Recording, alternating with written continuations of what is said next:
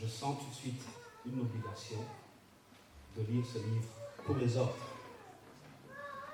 Non pas pour que ces gens ne lisent pas le livre eux-mêmes, mais au moins pour leur donner envie de lire ce livre sur le Rwanda. C'est cet exercice qui m'a occupé ces derniers jours, je dirais jusqu'à 2 heures du matin. Et pendant ces 2 jours, j'ai parcouru ce livre pour pouvoir partager mes réflexions et mon analyse avec vous aujourd'hui. Je partage également mon analyse, la même analyse avec mes amis sur les réseaux sociaux et surtout sur mon site, toujours dans le but de Kwasabonza, c'est-à-dire faire goûter pour que les gens aient envie et appétit de lire le livre eux-mêmes. Passez ce livre à quelqu'un qui ne connaît pas Victoire, qui ne connaît ni son identité ni son calvaire, et je parie que le lecteur aura l'impression de lire un roman politique. Je ne sais pas si ce genre existe. Je connais des romans policiers, des romans historiques. Ce livre ressemble à un roman politique pour quelqu'un qui ne connaît pas Victoire. C'est comme de la fiction. C'est un peu comme 1984 de George Orwell. Mais connaissant moi-même Victoire, son identité, son calvaire, je dois avouer que ce livre a effectivement le style et les apparences d'un roman. Il y a un personnage, comme dans tous les romans, un personnage principal. Il y a des personnages secondaires. Il y a un récit qui retrace l'histoire de ce personnage qui veut devenir président. Et il y a en face d'elle un système stalinien qui empêche ce personnage de faire ne fût-ce que quelques pas dans le sens de la présidence. Naturellement, ce livre n'est pas un roman, ce n'est pas de la fiction, car ce personnage, c'est Ingabire elle-même, et ce récit, ce n'est pas le résultat de ses fantaisies, mais plutôt le récit de son expérience douloureuse, de ses observations, de ses réflexions, de sa philosophie, comme disait tout à l'heure Ruquier, et même, je dirais, de ses prophéties. Je vous lis juste un passage qui indique ou qui nous donne des indices sur les apparences romanesques de ce livre.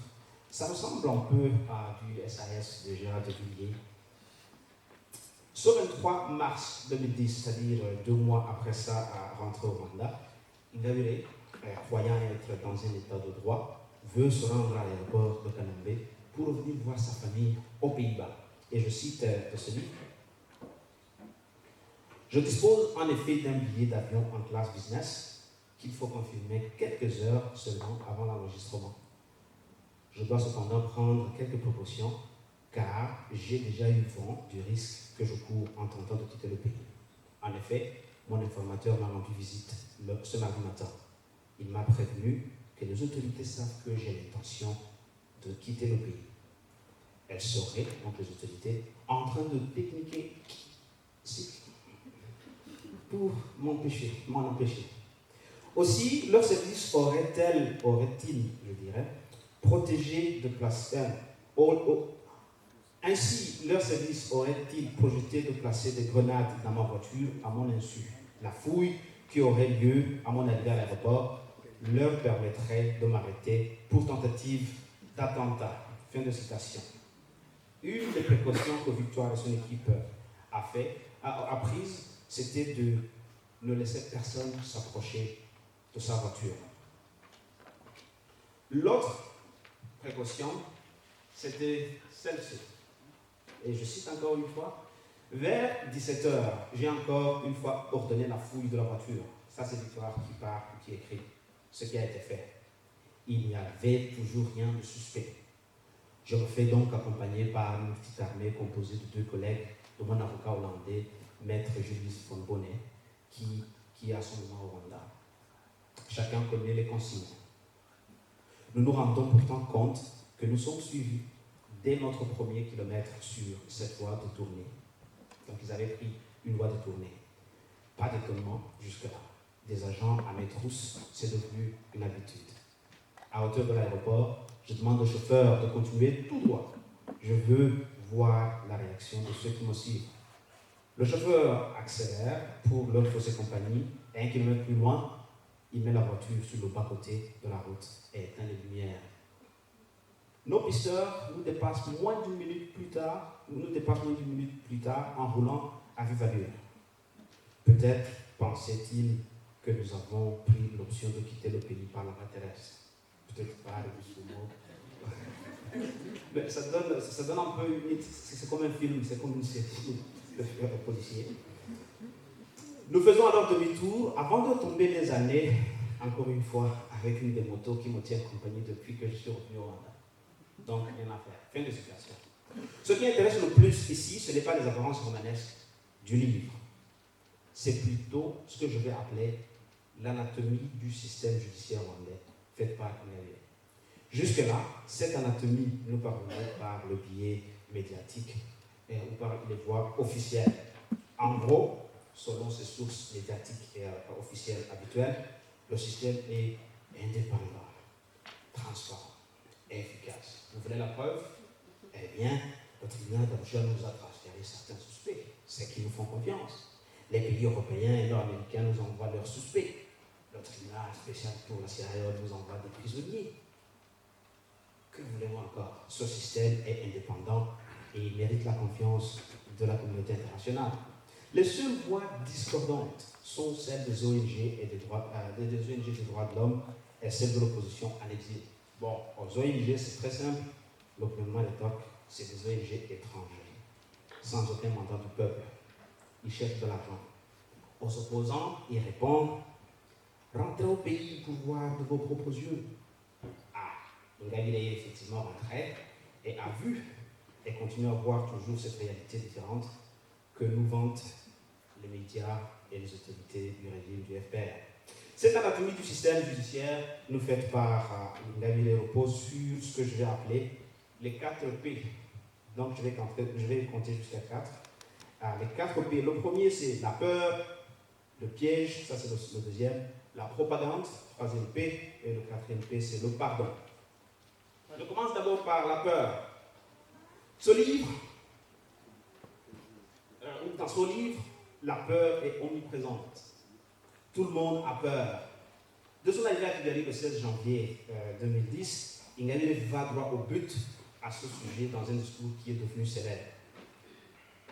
Je cite: quel est l'objectif de notre lutte, lance-t-elle avant d'ajouter: nous voulons que chaque Rwandais cesse d'avoir peur. Donc la première chose qu'elle lance en arrivant au Rwanda et qui revient dans le livre, c'est que en fait, le combat qu'il faut mener, c'est celui contre la peur avant de penser à autre chose. Or, le Rwanda sans la peur, c'est le Rwanda sans le FPR. Le livre montre comment la peur est devenue une arme du système judiciaire. Sans elle, le FPR n'aurait aucune emprise sur les Rwandais. Devinez quelle a été la première question de l'interrogatoire du Criminal Investigation Department, le fameux CID, avec le fameux superintendant de la police, Tony Kurumba, ce 8 février 2010. La toute première question de ce superintendant était: quand vous êtes arrivé à l'aéroport de Kamembe, vous avez dit que les Rwandais ont peur. Vous parlez de qui? Pourquoi ont-ils peur? Qui leur fait peur? Vous avez dit que vous allez les libérer. Vous disiez quoi exactement? Donc la peur, apparemment, quand vous découvrez l'arme, de destruction massive, on vous demande tout de suite comment vous avez pu trouver cette arme. Ingabire répond: d'abord, j'aimerais bien que vous compreniez que j'ai parlé en tant que politicienne. Me référant à la récente histoire de notre pays, nous avons connu un génocide commis contre les Tutsis et des crimes contre l'humanité commis contre les Hutus. Ceci explique pourquoi chaque Rwandais vit dans la peur d'être tué pour ce qu'il est. Chacun a été touché, chacun en garde les blessures. Et Tony Kurumba de répliquer: vous voulez dire qu'après 15 ans, les Rwandais vivent toujours dans la peur, alors que nous avons la sécurité qui est reconnue au niveau international. J'aime beaucoup le niveau international, puisque apparemment, quand les internationaux voient des choses, c'est que les Rwandais ne voient rien. Ingabire répond: si nous avons la sécurité, cela ne veut pas dire que les blessures sont guéries. Et Kurumba de revenir: alors vous parlez au nom de qui? Ingabire répond: je parle au nom de tous les Rwandais, car il n'y a pas de famille rwandaise qui n'a pas perdu un de ses membres au cours de ces événements sanglants qu'a connu notre pays. Je sais que les Rwandais vivent dans la peur et l'angoisse. Kurumba Alors, voulez-vous dire, que voulez-vous dire en parlant de la libération? Je vais dire que nous tous, Rwandais, quelles que soient nos opinions, nos croyances ou nos ethnies, nous devons nous libérer de notre peur pour ensemble construire notre pays. En fait, je conclus que le tout premier interrogatoire tourne autour de la peur. C'est comme si la peur est devenue ce terrible fléau qui ravage les Rwandais. Sorin Ingabire, donc, le tout premier combat n'est celui de libérer les Rwandais de la peur. Ingabire fait également un constat intéressant. En effet, les premiers à avoir peur, c'est les autorités du FPR elles-mêmes. Je la cite. Tout simplement, les autorités ont peur de perdre le contrôle de cette population qui, depuis une quinzaine d'années, prête attentivement l'oreille au discours unique et monotone du FPR, le parti État. Mes discours dérangent parce qu'ils dénoncent l'hégémonie du FPR et l'omniprésence de son armée. Je dérange parce que je parle de justice pour tous, de démocratie et de droits fondamentaux. Fin de citation. Ingabire, dans ce livre, se décrit comme quelqu'un qui résiste à la peur imposée par le système. Et je la cite, toujours fidèle à moi-même, je ne me sens pas intimidé par cet acharnement. Fin de citation. Cependant, c'est une personne humaine, elle ne peut échapper à toutes les peurs du monde. Elle avoue, par exemple, avoir très peur et même paniqué quand, après un de ses interrogatoires, elle était supposée faire un crochet chez elle, prendre un matelas pour qu'elle puisse au moins avoir un lit confortable dans sa prison de qui je suis. Et je cite, tout à coup, donc elle croyait partir chez elle, prendre un matelas, tout à coup, je me rends compte que nous ne prenons pas la piste qui mène chez moi. Nous venons de dépasser cette piste. Cela me fait de plus en plus peur. Ah, c'est la première fois qu'elle utilise la peur contre elle-même. Je panique dangereusement. Panique même, c'est même pas la peur, c'est la panique. Je panique dangereusement quand nous nous arrêtons sur un chemin en terre sans aucun éclairage. Une voiture de marque Mercedes-Benz et une camionnette blanche nous y ont précédés. Elles sont aussi à l'arrêt. Devant, je n'arrive pas à voir la personne qui a CSP Kurumba sort de la camionnette. Le procureur était avec, mais en fin de compte, il n'y avait rien de grave. Il fallait que les deux autorités mettent en harmonie leur approche, mais dans l'obscurité. Je passe au deuxième P, donc je finis avec la peur. Le deuxième pilier, donc le deuxième P du système judiciaire du Rwanda, c'est la notion de piège. En lisant ce livre, j'ai eu l'impression que rien n'est fait au hasard au Rwanda. Tout semble miné, piégé, et Ingabire a dû faire ce constat, malheureusement, trop tard. Ainsi, une grande partie de son entourage était en fait de connivence avec le système qu'elle voulait combattre. Son cuisinier, absolument, celui qui préparait sa nourriture, est le même qui l'accusera d'avoir ordonné de creuser la fameuse tranchée Ndati militaire dans sa possession. Son chauffeur, Abdou, l'a accusé d'avoir appelé à plusieurs reprises Vital Oumoulemine, un des ex-officiers phares et FDLR, qui prétendait qu'Ingabire avait formé un groupe armé. Sommet Oumoulemine, c'est lui qui a signé son contrat de bail. Et c'est son principal accusateur. C'est le même qui s'est présenté comme membre des FDU qui devait mettre en place cette armée. Pire encore, les médias ont joué le jeu des pièges du système judiciaire. Ainsi, alors que tous les médias avaient refusé d'accorder une moindre attention à Ingabire, Voice of Africa, une radio de la communauté musulmane, avait eu une exception en acceptant de lui accorder une interview. C'est un piège qu'Ingabire c'était juste un piège, mais Ingabire l'a appris juste après l'interview. Et je la cite, tout se passe plutôt bien. L'ambiance me semble calme, détendue. Mes interlocuteurs font preuve d'un grand professionnalisme dans leurs questions. Mais dès ma sortie du studio, les services de sécurité rendent visite à Voice of Africa et saisissent immédiatement la cassette contenant les enregistrements. Je me suis probablement fait piéger. J'aurais dû m'en douter. Dans ce pays, le régime a des yeux et des oreilles partout. Fin de citation. La note en bas de page nous indique qu'en fait la cassette saisit la cassette de l'interview a été produite comme une pièce à charge lors du procès et n'a jamais été en fait mise à la radio. C'est donc une Ingabire avertie qui se joue à la prison 1930. Elle sait que tout est piégé. Ainsi, presque toutes les colocataires de sa cellule isolée sont des espions. Une d'entre elles s'appelle Scola. Ingabire a dû elle-même la piéger. Apparemment, il a piégé. Donc, elle a dû piéger Scola pour confirmer ses soupçons. Et je la cite. Un soir, je lui dis que la police a fouillé ma maison au lendemain de mon arrestation, qu'elle a emporté nos téléphones, nos ordinateurs, des classeurs contenant nos correspondances et beaucoup d'autres choses sans intérêt. Je lui dis qu'à mon sens, ce qui intéressait la police était la liste des membres du parti et la provenance de notre argent. Délibérément, je dis à Scola que la police n'accédera pas à ces informations car elles sont sur un appareil que je garde parmi mes produits de beauté dans la salle de bain. Ah, le jour suivant, la police débarque à la résidence et saccage la salle de bain.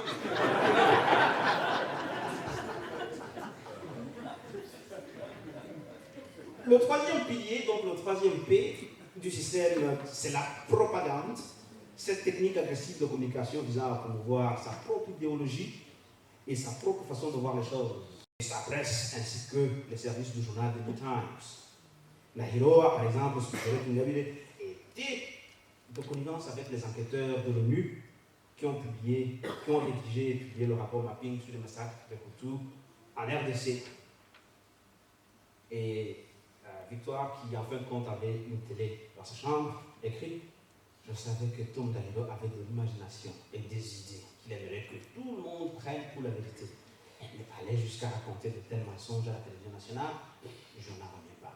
Fin de citation. Le procureur général, à l'époque, Martin Moga, a lui aussi utilisé les médias pour des raisons de propagande, tout en reprochant à Ingabire de vouloir passer son message par les médias. C'est comme pour dire: je suis le seul à pouvoir utiliser les médias et éloigne-toi des médias. Or, selon Ingabire, les juges n'avaient pas inclus une telle clause dans leur arrêt de libération conditionnelle. Un des cas les plus spectaculaires concerne l'envoi des éléments de preuve des Pays-Bas au Rwanda. Le procureur et la presse annoncent l'envoi de 600 pages de preuves, alors qu'en réalité, il s'agissait de 55 pages. Donc c'était accablant. C'était comme si c'était 600 crimes commis. Je dois ajouter ici la descente de la police et de la presse dans le domicile d'Ingabire pour montrer au monde entier la tranchée militaire d'Aki se trouvant dans sa concession. L'explication donnée par Ingabire n'aura pas la même publicité. Et voilà l'explication de la tranchée que moi-même, en tant que quelqu'un qui suit la situation de très près, je cherchais toujours comment expliquer cette tranchée dans sa concession. Voilà ce qu'elle écrit. Malheureusement, la presse n'a pas voulu faire la publicité. Il y a quelques mois, les responsables de notre quartier sont venus me voir et m'ont dit qu'ils ont reçu la plainte des voisins habitant en contrebas de ma parcelle. Ils se plaignaient que l'eau ruisselant de chez moi provoquait des dégâts sur leur maison. Ils avaient raison, car la fosse initiale ne suffisait effectivement plus pour retenir toute l'eau de ruissellement en cas de grosse pluie. J'ai alors entrepris des discussions avec les responsables locaux. Et finalement, ils m'ont, et je suis, ordonné de creuser un autre trou ayant une capacité suffisante pour retenir le surplus d'eau transitant par ma parcelle. C'est absolument, vous vous souvenez de qui je parle? Le cuisinier. C'est absolument l'homme de la maison qui a proposé le plan de creuser le trou. Et c'est le même absolument qui est venu pointer du doigt où se trouvait la tranchée. C'est un piège qui a servi à des fins de propagande. Donc les deux P, piège et propagande, d'un seul coup. Je termine avec le dernier pilier, donc le dernier P, le pardon. En soi, le pardon est une très bonne chose. Pour pouvoir demander et accorder le pardon est une vertu rare. Je parle ici du vrai pardon. Néanmoins, cette notion de pardon est devenue une arme redoutable du système judiciaire rwandais. Ingabire est assailli de partout.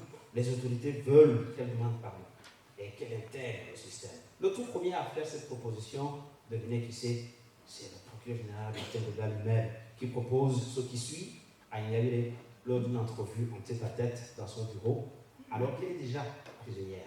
Ngoga, mais que pensez-vous des accusations qui figurent dans votre dossier? Nous devons en parler si vous voulez, ou nous pouvons en parler si vous voulez. Peut-être pourrons-nous trouver un compromis. Ingabire, mais quel compromis, monsieur le procureur? Je dis que je suis innocente de le début. Quelques jours plus tard, Ngoga relance sa demande, encore une fois en tête-à-tête dans son bureau. Ngoga, j'ai voulu vous revoir pour savoir si vous avez pensé à ma proposition. Je ne peux rien faire sans savoir si vous êtes prête de reconnaître que vous êtes coupable. Et plus loin, regarde encore, Madame Ingabire, votre dossier a été déjà transmis au tribunal. La seule possibilité de vous en sortir est d'accepter le compromis que je vous propose. Fin de citation. Ingabire a dû tout refuser, croyant en son innocence. Seulement, après sa condamnation, la pression a été plus forte. Au lieu de se féliciter d'avoir atteint leur but de la faire condamner, les serviteurs du système ont voulu arracher les aveux à la précieuse demande, les aveux et la précieuse demande de pardon.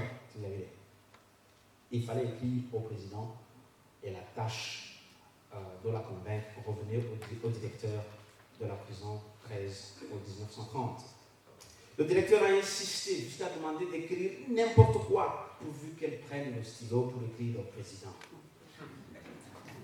Ingabire est tombé dans le piège en écrivant au président le 6 novembre 2011. Elle a notamment écrit ceci, qui en soi ne doit pas signifier grand-chose, mais qui a eu son effet. Son Excellence, l'autorité suprême de notre pays. Bon, la lettre était en Kinyarwanda, et je crois que la traduction qui a été donnée rend fidèlement la version Kinyarwanda. Son Excellence, l'autorité suprême de notre pays.